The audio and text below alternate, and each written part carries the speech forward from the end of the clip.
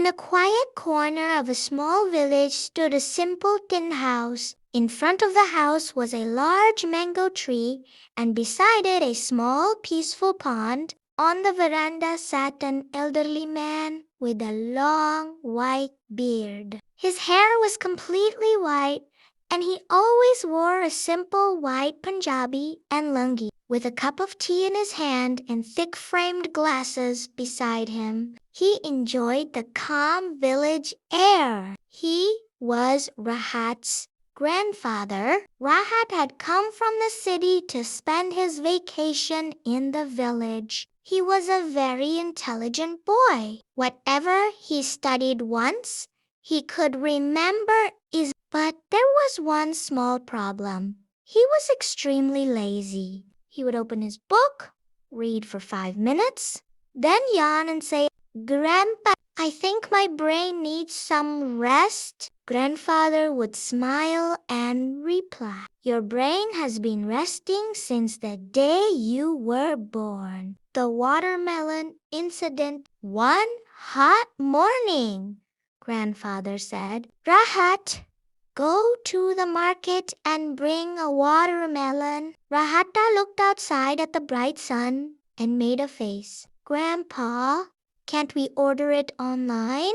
Grandfather laughed softly. "In this village, walking yourself is the only delivery service." Reluctantly, Rahat went to the market. After some time, he returned proudly, holding a very small watermelon. Grandfather looked surprised. "Why is it so small?" Rahat smiled confidently. "The big one was expensive. I calculated and saved money." "That's smart, right?" Grandfather shook his head, laughing. "You have intelligence, but no practical wisdom." Both of them burst into laughter. The secret of the white beard. One evening, Rahat sat beside his grandfather and began playing with his long white beard. "Grandpa,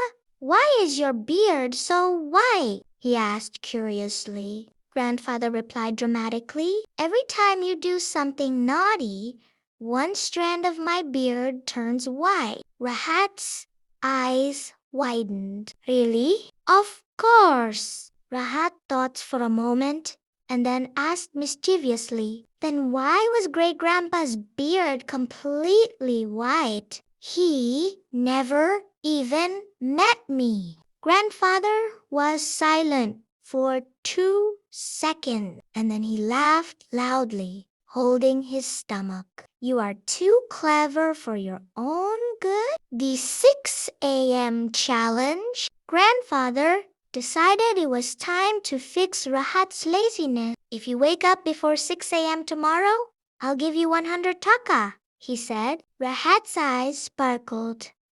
"Deal." That night, he set his alarm carefully. But when the alarm rang early in the morning, he opened one eye, looked at the clock, and pulled the blanket over his head. "Sleep is more valuable than 100 taka," he murmured. He finally woke up at 10 a.m. Grandfather asked, smiling, "What happened to the challenge?" Rahat stretched lazily. "Grandpa, suffering that much for 100 taka doesn't seem worth it." Grandfather gently replied, "One day you'll understand. Without effort, nothing valuable comes in life." Rahat grinned. "Okay, I'll wake up tomorrow, but you have to wake me up first." The Great Chicken Chase. One afternoon, a chicken suddenly escaped from the yard. "Catch it!" Grandfather shouted. Rahat ran after the chicken, but it ran faster. He chased it around the yard, breathing heavily. Finally, Rahat shouted, "Grandpa!